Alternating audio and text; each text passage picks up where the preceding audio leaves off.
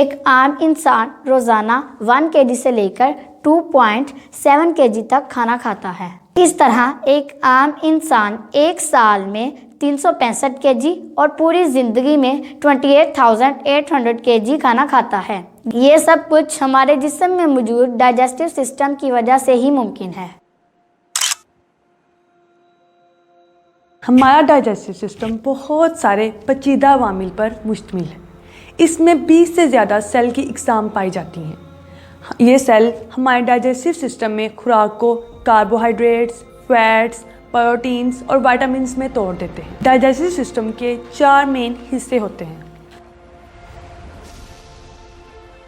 Number 1, gastrointestinal tract. Number 2, pancreas, gallbladder and liver. Number 3, body enzymes, nerves and blood. And number 4 is mesentery. ये तमाम हिस्से हमारी खुराक को हजम करने में अहम किरदार अदा करते हैं।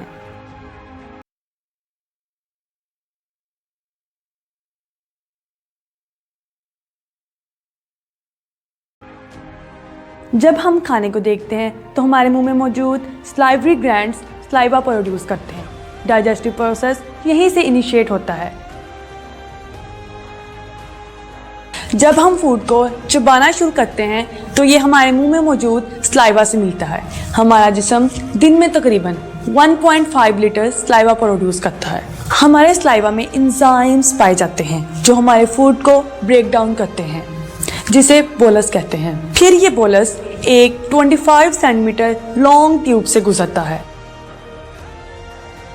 एसोफेगस से bolus muscular contraction and relaxation के जरिए स्टमक में पहुंचता है। This muscular contraction and relaxation could also be named as peristalsis. हमारे स्टमक की वॉल्स में एसिड और एंजाइम्स पाए जाते हैं। स्टमक में प्रोटीन्स की ब्रेकडाउन होती है। The actual function of stomach is the breakdown of proteins. खुराक हमारे स्टमक में 3 घंटे रहती है। इसी दौरान मुसलसल ब्रेकडाउन की वजह से बोलस फ्रोथी लिक्विड की शक्ल इख्तियार करता है, जिसे काइम कहते हैं। पेनक्रियास लिक्विड सिक्रीट करते हैं जो येलोइश ग्रीन होता है, इसे बाइल कहते हैं। जब काइम स्मॉल इंटेस्टाइन में जाने के लिए रेडी होता है तो हमारा लीवर स्मॉल इंटेस्टाइन को बाइल सेंड करता है, जो इसे स्मॉल इंटेस्टाइन के पहले हिस्से में सिक्रीट करता है। इस हिस्से को ड्यूडिनम कहते हैं। बाइल काइम में मौजूद फैटी एसिड्स को ब्रेक डाउन करने में हेल्प देता है। ड्यूडिनम में पाए जाने वाले एंजाइम्स फैट्स को फैटी एसिड्स और ग्लिसरॉल में ब्रेक डाउन करते हैं। स्मॉल इंटेस्टाइन के 3 हिस्से होते हैं, ड्यूडिनम, जियोजिनम एंड इलियम। ड्यूडिनम के बारे में हम पहले पढ़ चुके हैं, जबकि जियोजिनम में प्रोटीन्स को अमाइनो एसिड्स और इलियम में कार्बोहाइड्रेट्स को ग्लूकोज में कन्वर्ट किया जाता है। ये सारा प्रोसेस हमारे स्मॉल इंटेस्टाइन के लोअर रीजन में होता है। जियोजिनम और इलियम विलाई से मिलकर बनता है, जो फिंगर लाइक प्रोजेक्शंस होती हैं।